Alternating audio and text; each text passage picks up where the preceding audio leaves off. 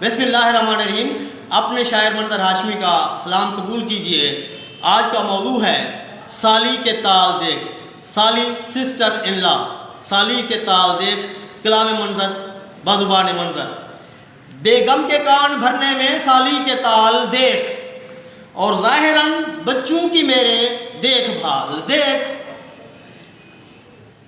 مجھ کو لڑا کر بھائی سے بہنوں سے ماں کے ساتھ گھر بھر کی مالکن ہے ذرا یہ وبال دیکھ.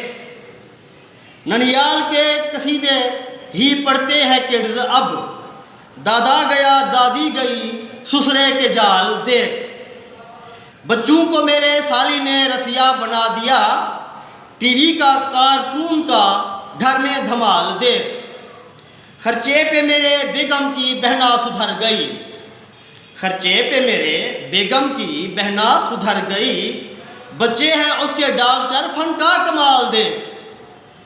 شوہر پکڑ کے سر کو کب تک کھپا کرے جب بیگ میں احمق ہوں تو منظر نہ ڈھال دیکھ.